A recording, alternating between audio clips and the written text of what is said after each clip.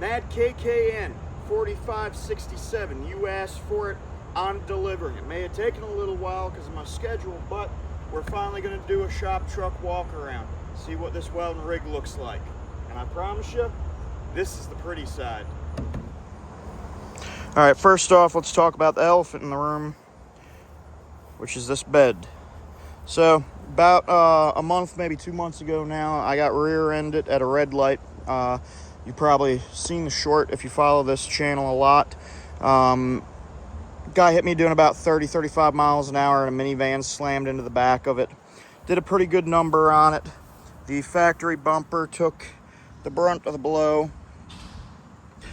along with obviously the bed, which buckled pretty badly. I don't know if you can tell, but that's probably about a good 6-8 inch height difference with the buckling. And hit it so hard it actually took the bed and rocked it up into the cab and slammed it into the back of the cab. So this used to look a lot nicer than what it does now before it got rear-ended. My tailgate used to work, and the truck was set up just a little bit different, and some of the plans for the truck have been put on postponement due to this, as far as the weld bed and the way things are getting set up. So it's a little bit different than how it was a few weeks ago, or I should say about a month or so ago, when you all asked for the walk-around video. But I'm still going to do a quick walk-around on it, explain to you the way I got it set up, and, you know, kind of show you why this truck here is perfect for what I'm doing right now. So first things first, quick walk around of it. It is bare bones truck. That's it. This is a pickup truck. No fancy frills, bells, whistles, anything like that. We still have factory steel wheels with all season tires. They are used tires. They're not even new tires. Hell, the back tires on this thing are the tires that were on it when I pulled it out of a field in Virginia. It is starting to rain, so we'll see if we can get through this before it gets too bad. 2.8 fuel injected V6. No work other than maintenance done to it, and that's it. It's had headlights replaced to some newer headlights that are a little bit brighter. Rain guards put on it, new mirrors put on it. It came with the aluminum bed box. That's a hell of a good deal right there. And other than that, as I said, this is a very, very stock pickup truck. It is two-wheel drive. It's not four-wheel drive. It is automatic, not a stick shift. Don't mind my mess in here. It is a work truck. But manual windows, no door panels in it yet. It has, let's zoom in here, 136,000 miles on it. Little tachometer, aftermarket Pioneer radio with some speakers because we got to have music. Bench seat, and that's about it. Not much to it. AC does work, so that's nice. But you don't need all the bells and whistles on a pickup truck for it to do the job of a pickup truck. The job of a pickup truck is to haul shit around, and it does that just fine. Does it have a huge weight capacity? No, it does not. But depending upon what type of work you're getting into, you might not need a huge weight capacity, and we're going to talk about that. Right now, I am doing mainly miscellaneous metals work, so railings, stairs, things of that nature. I'm doing a lot of agricultural repair work, so crack repair, patching, modification, things of that nature. I'm not doing pipe right now. I'm not doing heavy structural right now. I'm doing a lot of trailer repair work.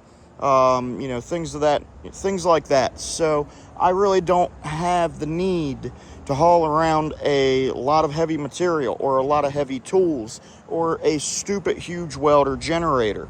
I can get by with what we have here. Let's talk about the welder generator. So, as you've already seen, this is a Hobart. Now, in my opinion, a Hobart is nothing more than a repainted Miller, because that's basically all they are nowadays. It's Champion 145. This one has a few years of age on her. You know, works phenomenally well. And for those of you who are going to argue with me about it being basically a Miller, what's that say? Miller. Oh, go figure. And guess what? If you take this case here off, A lot of the stuff on the inside, parts-wise, says Miller on it. Who would have thought? So, it is essentially a, tan, white, off-white, whatever color you want to consider this, Miller. And I'm perfectly alright with that. Does it have auto start? No. Do I need it? No. It's got a Briggs & Stratton motor. Starts every time I pull it. I'm not worried about it, assuming I remember to put gas in it. Outside of that, it doesn't have an hours meter. Do I need an hours meter? Nope. Don't care how long it's been running. So, phenomenal little welder. It runs up to, who would have thought, 140 amps. Huh. Go figure. It also has 4 120 outlets and a 240 outlet that I can run other equipment and machines off of. So, for doing what I'm doing, miscellaneous metal, agricultural equipment repair, things of that nature, I don't need more than 145 amps. Are there times where something like a carbon arc cutter would be nice? Yeah. Do I need it? No, not necessarily. I got torches. I'll just use a fucking torch. And that's the way I look at it. You got to get by with what you got. I don't need to spend a crap ton of money on a big Bobcat or something larger than that when this guy right here does everything I need it to, unbelievably reliable for a phenomenal price point, brand new, might I add.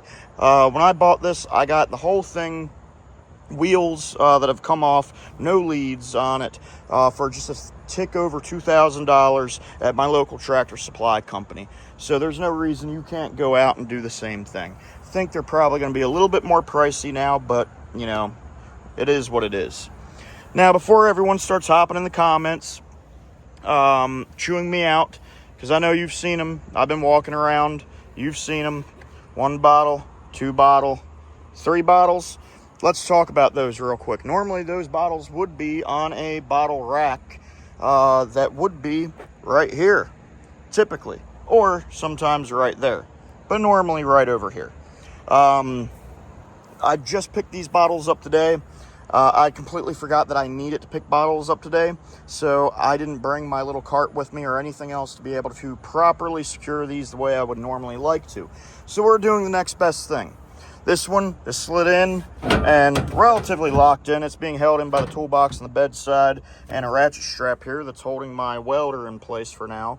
And it's not going anywhere. It's capped off back there. My other tank is capped off, placed over between the wheel well and my welder, and it's not going anywhere either. Is this the safest way to transport bottles? No. Is this the way I typically like to transport a bottle? No. But you know what? Sometimes you have to do what you have to do. And if you can't understand that, then you probably don't belong on this page. So, that Hobart, phenomenal. I've had it for about 3-4 years, give or take. Not really sure. Kind of lost count. Bought it around COVID time. And it's 2026 right now. So, whatever. And it has done a phenomenal job. I did weld down bed tie downs in all 4 corners. That way I could hook straps up on each of the 4 corners to tie this bed down. Now, after the rear ending and the bed getting damaged, I wasn't too concerned with cutting the bed up, and I had to change a fuel pump. So there is a great big hole underneath this piece of cardboard here next to the Tonka toy that I destroyed when I backed over it for my son. Shh, he doesn't know that yet, and neither does my fiance. I'm going to try to fix it, so don't rat me out. But I ended up cutting a hole in the bed floor to do my fuel pump since I'm replacing the bed anyway. I'm not worried about the sacrilegious choice of doing that. So, sadly, this no longer has a place to mount to, so it's coming up to the bed rail. These are relatively lightweight for a welder generator. They do everything I need them to do. Absolutely love it. 0 complaints whatsoever. So, that's pretty much that on it. Moving on from there, miscellaneous shit that I have in the bed of the truck, and you can tell I did not clean or prep for this video. Alright, this is just how it looks on a regular basis. The normal stuff you're going to carry around, kind of loose, dustpan. Got a gas can right there. I actually ran out of gas on the side of the road yesterday, so I had to drain a little bit of gas out of the old welder generator into the truck to get me to the gas station. It happens. That's why you always keep your welder generator full and something to put a little bit of gas in somewhere in your pickup truck. I have some loose material that I'm actually getting ready to fab up a rail out of, some 1/2-inch picket bar, a little bit of top cap, some square tubes, some pre-punch. So, you know, some miscellaneous material hanging around. Outside of that, I try not to keep too much in the bed, floating around loose. I'm not a big fan of it. I prefer everything to have a place. Whether it actually ends up in that place or not, well, that's a little bit of a different story, because sometimes we're in a rush. Now, I don't have a welding bed on here. I have an aluminum toolbox. Came with the pickup truck. It does lock, surprisingly. That handle doesn't work like on most of the ones I've owned. Of course, had to sticker bomb it. You know, why not? And inside, relatively organized, especially for me. So, some loose stuff floating around, some hammers I had from my last job. We got a magnetic bar for picking up and cleaning up my work area. A little bit of brake fluid because the truck leaks, and you know, stopping is important. You would think that that fire extinguisher is for weld work, but it's not. It's actually because I drive an old shit box.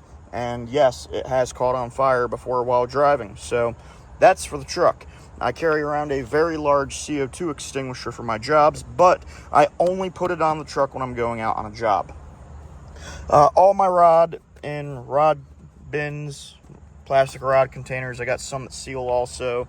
So I got a variation of rods on board: 6010, 6011, 6013, 7018, 7024, 308, 309, 11018. Just a mix of stuff that, you know, I use here and there and that I come across. So it's kind of like what I prefer to carry. The yellow bin here just has some stuff for when I fix my AC last that needs to go back into my garage. My little side pockets over here hold my gloves, my adapter for my trailer connector, paint markers, things like, you know, drill bits, spare oil, low pressure sensors, which is about the only thing that'll go bad on this, at least only thing that's gone bad so far, knock on wood. Spare lens, that's actually for filming out of. And that's about it. Just quick, easy stuff I can get to here. I got a tape measure on this side, tape measure on that side. Used to have two, because two on each side, because of how often that you lose a tape measure. But as you can assume, yeah, lost those. Some strapping down here, a little bit of paracord, things like that. Nothing too fancy over here. Got my long levels down at the bottom over there.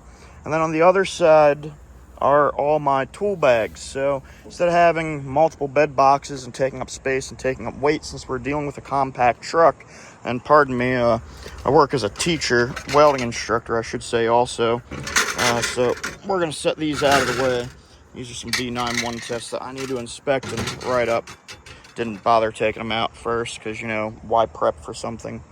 So over on this side, I got spare welding lenses, some chains for bottle hold downs, some hinge assemblies, razor knife, some concrete drill bits, and some other, you know, miscellaneous odds and ends.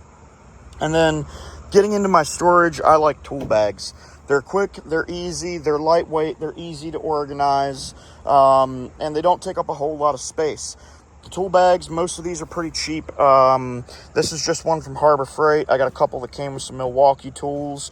I do have a real nice Carhartt bag that my grandmother and grandfather bought me for Christmas years ago.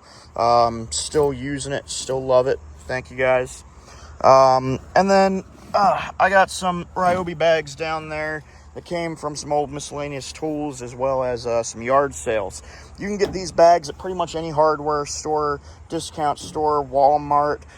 You can pick them up at yard sales, flea markets for real cheap.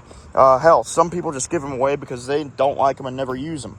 So I love these things for organizing one of these boxes. I've had a couple different weld rigs throughout the years. I'll probably do another video on the various rigs that I've had. If you're interested in that, drop a comment below and let me know that you want to hear about the variety of rigs that I've ran throughout the years.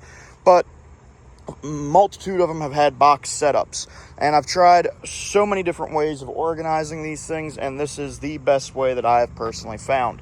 So getting into my bags, this one here is for doing my miscellaneous metal work. This one's mainly for doing anchoring of railings, things of that nature. So if we take it back here real quick, squares, levels, brush for after I'm done drilling, concrete bits, Let's see, I got sleeve anchors, shims, concrete patch material, all different kinds of stuff, just the basic stuff if you're anchoring down a rail or anything like that into concrete or brick that you might need. I have my cheaper hammer drill. This is a Bauer Harbor Freight Special. I also have a Bosch. It needs repair work, so I've been using this. I've been through 2 of these now. They're cheap enough and work good enough that I'm not worried about buying one. It's going to pay for itself. And on my last one, I actually broke the chuck assembly, so I welded the drill bit to the chuck assembly. And you know, I'd never do that with a high dollar Bosch, but I really don't care about it when it's a Bauer. So, you know, not too bad in all. It helped me get the job done. And for now, until I can get the parts for my Bosch, that's what's anchoring everything. Moving on from that, a couple other bags around here. This is just a Harbor Freight bag. This is miscellaneous hand tools, wire brushes, spare pair of gloves, pliers, screwdrivers, squares, chisels, degree gauges, things like that. Just generalized tools. This bag, I carry around a assortment of grinding discs, flat discs, cutting wheels, hard discs. One down here holds my DeWalt and Milwaukee grinders. This bag right here, which one is this? This is all my clamps and my C-clamps, my strong hand arm clamps, all that good stuff, finger clamps. That one over there is my paint bag. So it's got some primer, a couple of the paint colors that I use on a regular basis, some painter's tape, brown paper, some plastic, some things like that. You know, if I'm going to do some touch-up work on a railing that I just built or installed, and I don't want to have to worry about damaging or, you know, getting paint on the concrete, getting paint on the customer's house, things like that. That's what we use all that for. So as you can tell, it's quick and easy. I know what's in each bag. When I need something, I pull the bag out, carry it over to where I'm working. You know, I can pack up easily. It's nice. I like the system. Might not be for everyone, but it is for me. So let's throw this stuff back in here real quick. Now, you notice I do have a Greenlee job box back here. Currently, it's ratchet strapped down. The plan was to solid mount this to the actual bed, and about a week before I had planned on doing it, that happened. So at this point, there's no sense in taking the time or the effort to solid mount this Greenlee box in the actual bed when I'm going to be taking the bed off and replacing the bed. In here, this is my lead well. I'm not going to unstrap it and open it up right now, just because honestly, I don't feel like unstrapping it and opening it up right now, because I got to get to another job site here shortly, and I don't want to have to restrap this down. It's a rectangle in there. You guys know what the inside of a job box looks like. It's got my welding leads in there, my grounds. It has my TIG rigs in there. It has a Harbor Freight Pelican case with some of my TIG cups and parts and things like that I need. Some of the more, you know, weather sensitive stuff. It's got all my extension cords in there. It's got some spare wire for my MIG and flux core welder if I'm ever using those. And then the handles. I'm going to give you a tip. If you put one of these on your truck and you orient it like this and it has handles on it, wrap them in paracord. I put this box in here, went out for an 1.5 hour long drive to a job site, and honestly, I could not stand it. All it does is ting, ting, ting, ting, ting, ting the entire time you're driving from this handle swaying and banging on this. Now, I don't really hear any of this noise, even though it's still kind of loud out here, but you don't hear it when you're driving. Paracord wrap it, that way it's got something to bump into. Not only that, but guess what? Now I have extra paracord on my handles in case I need to tie something up. Did it on both sides, ran out of the black, so that side got black and blue. You know, little magnets I clip off to it, things like that. But love a small one of these. It's lightweight. I can pick it up and take it out by myself. Assuming that I don't have all my leads in it. Plenty of room for all my leads, my torch gears. I got my torch hose set up in there. My regulators are in there. My cutting, brazing, welding, torch setups all inside of that box. And and it does lock. It's got locks down in here. I put one on this side, leave the other side off. And it works phenomenally well. I absolutely love it. Between the toolbox and the Greenlee box, that pretty much holds everything I need. Now, there are some times where I need specialty tools, specialty equipment, things like that. All that's left in my weld shop until I actually need it, and then I'll load it into the truck in some safe form or fashion. As far as my bottles go, previously, like I said, I did have a little bit of a bottle rig. There's a modified bottle cart that could actually attach and lock itself down into my bed. That's phenomenal for my oxyacetylene rig and for my 7525 Argon if I'm doing mobile TIG or MIG. However, now with the damage to the truck, it makes it a little bit more difficult to get that set up in here. So that's something I'm looking forward to getting fixed. I do also have a cooler, nothing fancy. You don't need to go out and spend hundreds of dollars on a cooler. It's an Igloo. Look, tag's still on it, 32 bucks at Dollar General. All right, now is it a good cooler? Well, that's depends on your definition of a good cooler. It holds ice, it holds water, and I don't care what it says about how long it can stay cold for. It's bullshit, believe me. At least it is here in the summertime in Maryland. So lots of ice, keep it iced down. Doesn't have a drain, which kind of sucks on it, and the handle already broke. Other than that, though, it's a great cooler. I mean, it holds my water, so what more do you want? Typically, that cooler would get strapped down on this side or that side of the machine, and then taken out the job site. Sometimes I'd put it in there, but it gets to be a little bit of a pain to open it and close it. My smaller cooler, before this one, that's what I used to do, was strap it down right up here. It wasn't that big of a deal, but I did have to take it out anytime I'm running the welder. The gas can is only a spare in case my truck runs out of gas and I need to fill it off the generator. I typically do not keep that full inside the truck, and once again, that's something else that's removed from the area prior to me doing a welding job, and typically just taken out of the truck before I do a welding job, because I usually make sure that both the generator and the truck's filled. So outside of that, it's a single cab. The inside's full of welding gear. It's pretty basic, pretty simple. I got a welding bag with all my gear, some of my PPE. Some of it's just hanging out, chilling out over on the bench seat. Typically I'm driving by myself. If I am taking someone out with me, all that gear has bags that go, bam, right into that job box. Nice and simple, nice and easy. I absolutely love it. So, is it the biggest welding rig out on the market? No. Are people going to look at you a little bit funny when they see you pull up with it? Possibly. Can it haul a, trailer behind it with 3 tons of steel and material? No, not whatsoever. Can it get down into a very, very muddy, nasty pipe job site or structural job site? Nope, not a chance in hell. But you know what it can do? It can haul all my welding tools, gear, and equipment, plus my ass, to a job site of the type of work that I'm doing.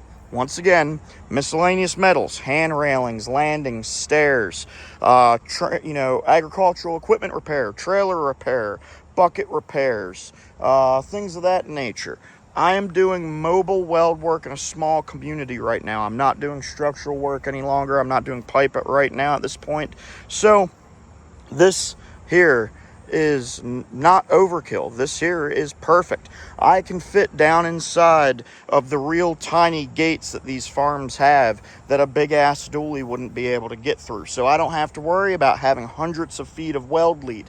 I can fit down in between the yard space in 2 little houses inside of a tight community.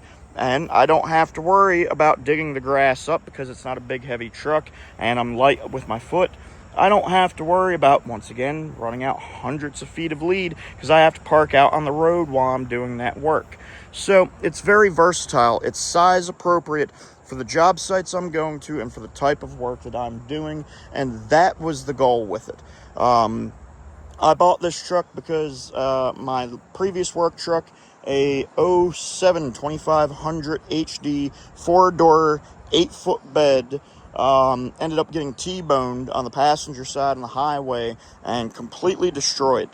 I got another Chevy Cat Eye, a 1500 after that, but it had a cap on it, and honestly, it's more of a play toy than a work truck, but it wasn't a big deal because I wasn't doing a whole lot of mobile work at that time. That truck blew a motor, traded it for a motorcycle, and in comes this truck. Found it on Facebook Marketplace out in Virginia. I think I paid $2,200 for this truck with that toolbox in it. Drove it 130 some miles with bad tires, no gauges that worked on it, no idea if it was going to make it home or not. And then proceeded to slowly over the next few months clean it up, do maintenance on it, figure out what had to be fixed. Had to be fixed. We're not going for looks here. We're not necessarily going for comfort.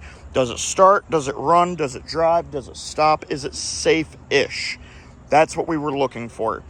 All in to get this truck on the road and actually working as a welding rig. I probably had about $3,000 into it, give or take. I've put a lot more into it since then, but $3,000 is about all it took to buy the truck and get the truck road ready to the point where I was hauling around doing weld work with it. So if you're young, if you're trying to get out on your own and you don't have money for one of these expensive high-dollar diesel rigs that everyone is selling. Sorry about that, guys. Battery on the phone died. But let's do a quick wrap-up. I'm going to give you my opinion. If you are a high school student, if you're new into the industry, regardless of what age you are, or if you're trying to work a side hustle or even jump out and break out on your own, do you have to have a $40,000 to $100,000 diesel dually truck with an 8-foot bed or a weld bed on it to go out and make money? No, you do not. Plain and simple. Okay? That truck there, I have probably about $3,000 wrapped up into it to get it to the point where I could go out, take it out to a job site, and make money with it. That's not that bad, in all honesty. That's something that you can even find trucks like this for cheaper. I recently saw one on Marketplace that I still might buy. 7-foot long bed. I believe it was the 2.8 with a stick shift this time. $1,800. Runs, drives. Needs a little TLC. But, hey, that's not that bad. And considering I made, about what I put into the truck back on the first weld job and a half that I did with the truck, it's a relatively good investment in my opinion. Do you look the flashiest? Do you look the fanciest? No, you don't. Do you make money off it? Yes, you do.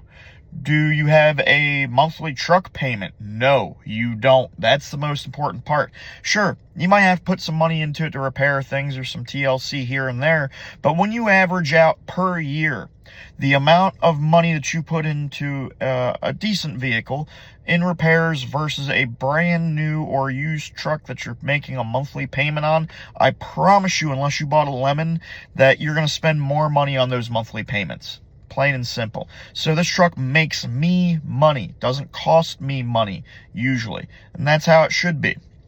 So don't be afraid of these small trucks. Chevy S10s, Dodge Dakotas, Ford Rangers, Chevy Colorados, anything like that. If you're doing work along the lines of miscellaneous metals, small mobile repair work, equipment repair work, and when I say equipment repair and agricultural repair, I'm not talking about the level of gouging out, teeth on digger buckets and putting in new cutting edges and things like that. No, I used to do that. You need a lot more tools and equipment and some heavier duty, bigger welding gear than what I currently have on that truck to do that type of work.